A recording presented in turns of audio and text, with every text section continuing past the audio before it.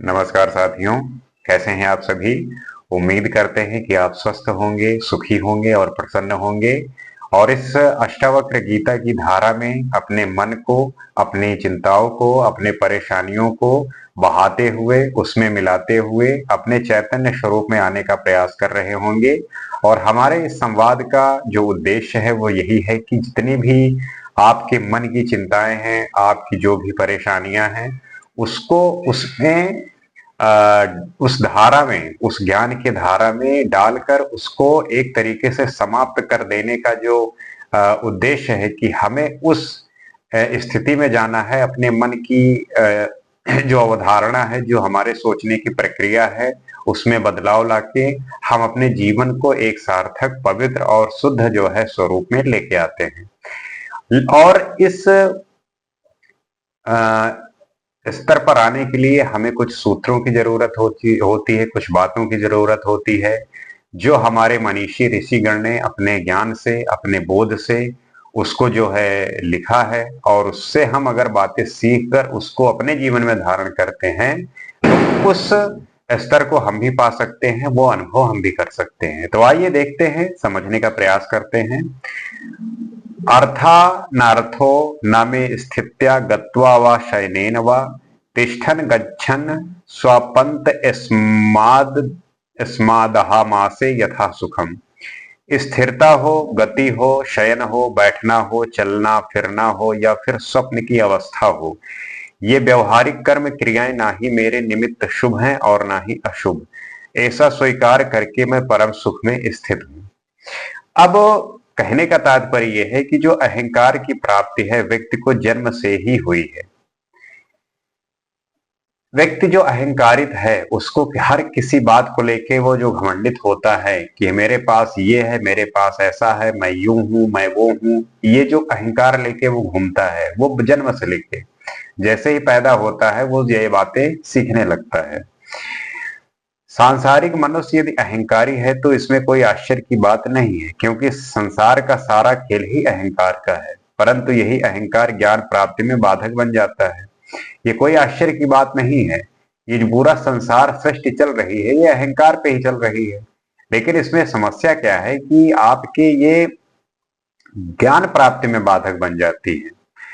सांसारिक व्यक्ति की अपेक्षा धार्मिक व्यक्ति में अहंकार ज्यादा होता है। सांसारिक व्यक्ति की अपेक्षा जो धार्मिक व्यक्ति हैं उनमें अहंकार जो है वो ज्यादा रहता है। अहंकार सदैव दूसरों का ध्यान अपनी तरफ आकृष्ट करना चाहता है। अहंकार की जो प्रमुख कारण है, अहंकार का जो प्रमुख रीजन है वो यही है कि हम चीजों को अपनी तरफ आकृष्ट करना चाहते हैं। हम अपना भोजन, कपड़ा, घर, गहना, जेवर, कार आदि का प्रयोग भी उपयोगिता के आधार पर न करके अहंकार तृप्ति हेतु करते हैं। आप देखते होंगे कि आपने जो है अच्छा भोजन किया। आजकल आप देखिए सोशल मीडिया पे कहीं पे किसी रेस्टोरेंट में आप खाने जाते हैं तो सबसे पहले उसकी फोटो लेते हैं, उसको सोशल मीडिया पे अपलोड करते हैं और हर जगह जो है अपलोड करते हुए ये जताते हैं कि मैंने आज ये खाया। कपड़ा, आपने कपड़ा पहना, उसका फोटो लिया, उसको अपलोड कर दिया। यही तो आप जाहिर कर रहे हैं ना कि आप क्या कर रहे हैं, वही शो करना चाहते हैं ना। आपने घर खरीदा, उसका हल्ला आपने पूरे चारों तरफ फैला दिया। आपने गहने खरीदे, जेवर खरीदा, कार खरीदा। आजकल आप देखिए जितना लोग कार खरीदते नहीं है उससे ज्यादा उसको सेलिब्रेट करने के जो वीडियो है वो अपलोड करते हैं।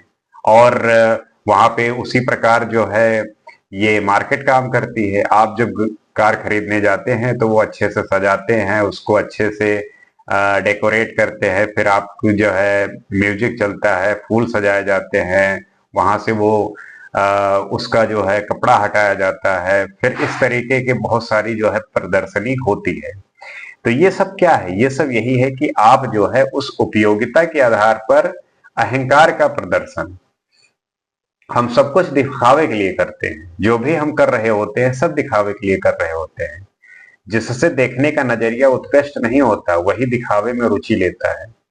जिसके देखने का नजरिया, जो देख रहा है, उसका नजर अगर उत्कृष्ट नहीं है तब जो है आप उसमें रुचि दिखाते हैं। अगर किसी का माइंडसेट है, पता है कि ये बहुत तुच्छ चीजें हैं, तो वो उसमें वो रुचि लेता ही नहीं। छोटे और हीन मनुष्यों में अहंकार ज्यादा होता है। जो छोटे होते हैं, जो हीन स्वभाव के होते हैं, उनमें अहंकार बहुत ज्यादा होता है। वो चलते फिरते ऐसे ऐंठे रहते हैं कि लगता है कि इनसे बड़ा कोई दुनिया में है ही नहीं। तो जितने हीन हैं, जितने छोटे हैं, ऐसे व्यक्तियों में अहंकार हद से ज्यादा भरा भरा पड़ा होता है। जैसे जैसे अहंकार में वृद्धि होती है, वैसे वैसे मनुष्य की श्रेष्ठता अल्प होती जाती है।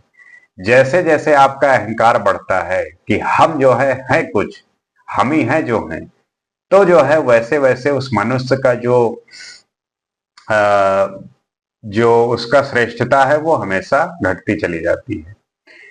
तो मनुष्य भी प्रकृति का ही एक भाग है। प्रकृति के दूसरे सभी हिस्से बिना लक्ष्य के ही जी रहे हैं, अपने स्वभाव से जी रहे हैं। परंतु मनुष्य ने स्वयं के जीवन का लक्ष्य निश्चित कर लिया है। यहाँ तक कि मनुष्य खाना पीना, उठना बैठना, चलना फिरना, सोना जागना आदि भी बिना लक्ष्य निर्धारित किए नहीं करता। व्यक्ति ने सब कुछ डिसाइड कर लिया, उसे क्या करना है, क्या खाना, क्या पीना, कैसे चलना फिरना, बैठना सोना, सब कुछ। परंतु सृष्टि की रचना किसी लक्ष्य से नहीं हुई। ये जो सृष्टि की रचना है, ये किसी प्रकार का कोई इसका डेस्टिनेशन या कोई लक्ष्य ऐसा नहीं था कि मुझे इस प्रकार करना है। एक ही चेतन ऊर्जा स्वाभाविक रूप से अपने गुण धर्म के अनुरूप प्रस्फुट हुई और फैल गई। वो एक चेतना स्वरूप है। जो एकत्व की बात करते हैं, वो प्रस्फुटित हुई और फैल गई। ये इसका लक्ष्य नहीं बल्कि स्वभाव है। ये किसी प्रकार का लक्ष्य नहीं, ये स्वभाव है। इसी प्रकार किसी भी व्यक्ति का जो है, किसी भी गुण के लिए लक्ष्य नहीं होना चाहिए, बल्कि वो उसका स्वभाव होना चाहिए। लक्ष्य निश्चित करना मनुष्य की व्याख्या है। लक्ष्य सहित जीवन यापन करने से अहंकार की तृप्ति होती है। जब आप कुछ लक्ष्य साधते हैं, उसको बनाते हैं, और जब वो पूर्ण होता है, तब उसमें आपकी अहंकार की एक पूर्ति होती है। परंतु लक्ष्य निर्धारित करने से ही द्वंद्व का आरंभ होता है। खेल में अगर सफलता का उद्देश्य हो तो संघर्ष अनिवार्य है। धन संपदा एकत्रित करना ही तो शोषण, बेईमानी, भ्रष्टाचार अनिवार्य है। अगर धन संपदा एकत्रित करना है तो जाहिर सी बात है कि आपको शोषण, बेईमानी, भ्रष्टाचार करना ही पड़ेगा। बिना ऐसे धन कहाँ आपको इकट्ठा मिलेगा। परीक्षा में यदि पास होना है तो तरह तरह के हथकंडे अपनाना आवश्यक है। परीक्षा जब आप पास करनी होती है तो तरह तरीके के आप जो है प्रयास करते हैं। जो कार्य स्वभाव से होते हैं उनमें अहंकार नहीं होता। साधु संत भी अहंकार को बढ़ावा देने हेतु तो शोभा यात्रा निकलवाते हैं। जो साधु संत हैं वो भी तो बस दिखावे के हैं कि गेरुआ धारण कर लिया, ढोल ले लिया, मंजीरा ले लिया, बजा रहे हैं, घंटी बजा रहे हैं। तो वो भी एक अहंकार का बढ़ावा है ना, कि वो शोभा यात्रा निकलवाते हैं। अरे क्या मतलब है भाई, इन सब की क्या जरूरत है। अगर आप आत्मरूप हैं तो कर्ता और भोक्ता होने का कोई प्रयोजन ही नहीं बनता। बैंड बाजा बजवाते हैं, नग्न रहते हैं, उपवासों का भी हिसाब रखते हैं कि किसने कितने उपवास व्रत किए। यह अहंकार विभिन्न रूपों में प्रकट होता है। व्यक्ति को लगता है कि इस संसारी जीवन से मुक्त हो गए तब अहंकार नष्ट हो गया। ऐसा कुछ नहीं है। वहां जो भी वो कर रहा है प्रदर्शन के लिए कर रहा है, तो वो जो है अहंकार ही है। और जब तक अहंकार है तब तक आपको बोध होगा नहीं। जनक कहते हैं कि मैं आत्मज्ञान को प्राप्त हो गया हूं, जो मेरा वास्तविक स्वभाव है। वो स्वभाव बन जाता है व्यक्ति का। अब मैं अपने स्वभाव में जी रहा हूं, लाभ हानि, शुभ अशुभ के विचार से नहीं जी रहा हूं।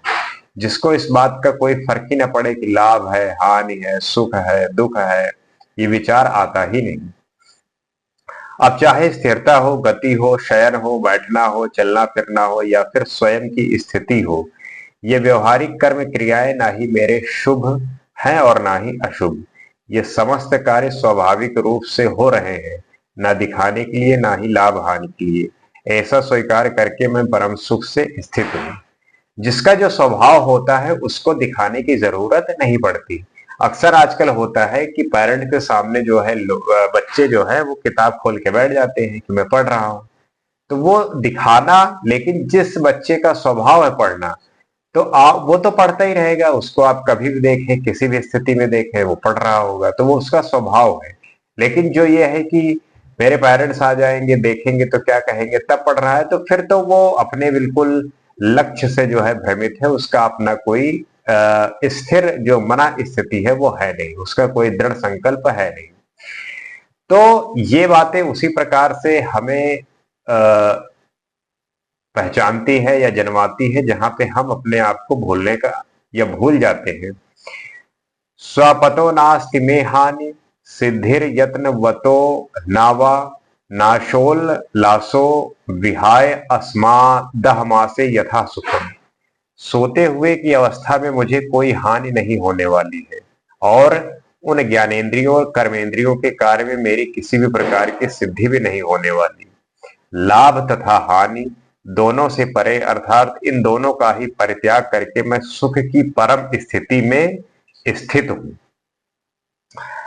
अब आइए इसको और डिटेल में समझते हैं और जानने का प्रयास करते हैं कि क्या है। राजा जनक आगे कहते हैं कि मेरे समस्त कार्य अब स्वभाव से स्वतः ही हो रहे हैं। राजा जनक के जो अब कार्य हो रहे हैं वो सब स्वाभाविक रूप से हो रहे हैं, उसमें वो किसी भी प्रकार का ढोंग नहीं कर रहे हैं, क्योंकि जो चीज स्वभाव से होगा इसका मतलब कि वो वही महसूस कर रहा है। प्रकृति के विरुद्ध कोई भी कर्म नहीं हो रहा है। ही फील्स दैट कि प्रकृति जो है, नेचर जो है, उसको हमें कैसे संभालना है, तो उसके खिलाफ जो है कोई भी कार्य नहीं हो रहा है। और आत्मबोधित होने का, आत्मज्ञानी होने का यही मतलब है कि हमें अपने प्रकृति के, अपने नेचर को जो है सेफ रखना है। अब मुझे सोते हुए भी कोई हानि नहीं है, नींद आना भी स्वभाव है तो मैं सो जाता हूँ। नींद आना स्वभाव है तो सो जाते हैं। स्वभाव के विरुद्ध मैं जागता भी नहीं, जो स्वभाव के विरुद्ध जागना है बेमतलब का वो करते भी नहीं। मैं ऐसा नहीं सोचता कि सोने से मुझे किसी तरह की कोई हानि हो जाएगी, मेरा काम बिगड़ जाएगा, घाटा हो जाएगा। ना ही मैं ऐसा सोचता हूं कि ज्यादा प्रयत्न करने से बड़ी सफलता हासिल होगी। स्वभाव से जितना आवश्यक है और जितना अनिवार्य है, इतना लाभ हानि की चिंता और उद्देश्य निर्माण की अशांति का कारण है। तो जो स्वभाव से जितना हो सके, जितना अनिवार्य हो, वो लाभ हानि की चाहे चिंता हो, वो जो है करनी है। ज्ञानी सबसे पार हो जाता है, जिसके कारण उसे परम शांति प्राप्त हो जाता है। जो ज्ञानी है वो इस सब चक्र से पार हो जाता है, उसका यहाँ पे इससे संबंधित कोई भी कार्य बचता नहीं।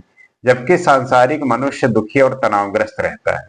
जब तक आप इस संसारिक जीवन में हैं, जब तक आप इसको महसूस कर रहे हैं, आप इसको जान रहे हैं, तभी तक जो है आप दुखी होंगे और तनावग्रस्त रहेंगे। तो बेहतर है कि आप जो है इस सांसारिक जीवन को त्याग कर अपने आप को संभालिए, अपने आप को बनाइए। सुख आदि रूपा नियम भावेश वलोक्य भूरिशः शुभ अशुभे विहाय अश्मादह मासे यथा सुखम।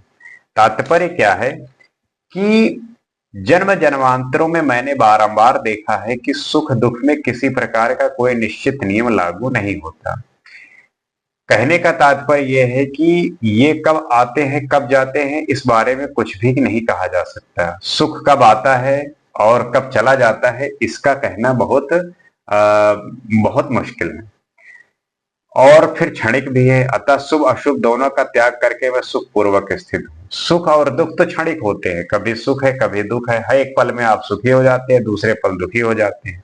तो विचार का भी तो खेल है। सिर्फ बाहरी सुख की मैं बात नहीं कर रहा हूं, आंतरिक सुख की भी बात कर रहा हूं।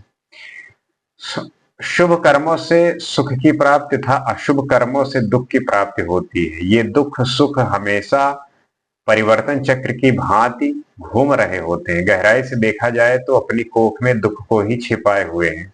इस प्रकार दुख यथार्थ रूप में दुखी है। इस सच को जीव रूप में राजा जनक ने एक नहीं कई जन्मों में देखा है। अतः अब वे इस शुभ अशुभ कर्मों का परित्याग कर परम सुख में स्थित हो गए। राजा जनक का अब इससे कोई मतलब रह नहीं गया है, वो जो है वो परे जा चुके हैं। अज्ञानी इन संघर्षों के फेर में पड़कर हमेशा चिंताग्रस्त और दुखी रहता है। जो अज्ञानी है इस संघर्ष के फेर में हमेशा दुखी रहता है और चिंताग्रस्त रहता है, जबकि ज्ञानी इनसे पार हो जाने के कारण सदैव आत्मा आनंद में स्थित हुआ सुख के साथ जीता है। तो आत्मा आनंदित होता है और सुख के साथ वो अपना जीवन व्यतीत करता है। ये स्थिति ही मोक्ष की अवस्था होती है। इस स्थिति को ही मोक्ष की स्थिति कहते हैं, मोक्ष का ही द्वार कहते हैं। अब इस बात को हम अगर समझ जाएं कि जो मोक्ष है वो साधारणतया आपको विषय वासना में जब तक आप सम्मिलित हैं प्राप्ति नहीं होने वाली।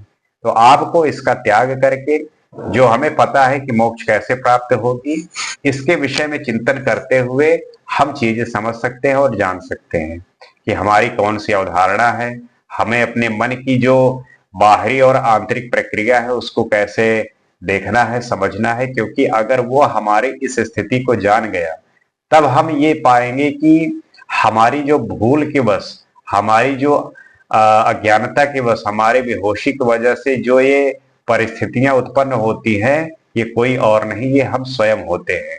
क्योंकि हमारे जो काम है वो स्वाभाविक रूप से होते हैं, अपने खुद के होते हैं।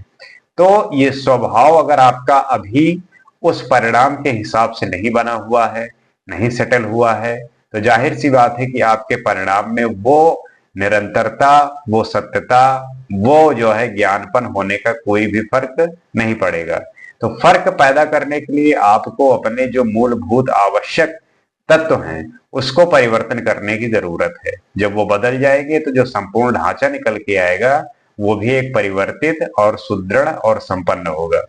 इसी उम्मीद के साथ आपसे मैं आज के लिए इतना ही कहूंगा कि इन बातों को अगर आप धारण करते हुए अपने माइंड में इन बातों को बार बार रिवाइज करिए, इसको बार बार सुनिए, देखिए, तब आपको इसका बोध जो है होने लगेगा। क्योंकि ये ऐसी प्रक्रिया है कि इतनी आसान नहीं है जितना कि हम हर चीज को सांसारिक जीवन में चीजें कर लेते हैं। क्योंकि ये थोड़ा टफ है। टफ इस वे में कह सकते हैं कि इसके लिए थोड़ा आपको ज्यादा फोकस्ड होने की जरूरत है। जब आप ध्यान करते हैं, योग करते हैं, साधना में बैठते हैं, तब आप पाएंगे कि मैं उस स्थिति में आ रहा हूं, जो भी सांसारिक वस्तु की तुच्छ चीजें हैं वो इस आनंद के सामने कुछ भी नहीं है। और जब उसको आप प्राप्त करेंगे और तब आप जो है मोक्ष की प्राप्ति आपको हो जाएगी। इस सांसारिक बंधन में आपको पड़ना नहीं पड़ेगा। इसी उम्मीद के साथ अगले एपिसोड में आपसे फिर मुलाकात होगी। हम फिर कुछ ऐसे ही बातों पर जिक्र करेंगे। आज के लिए इतना ही। नमस्कार।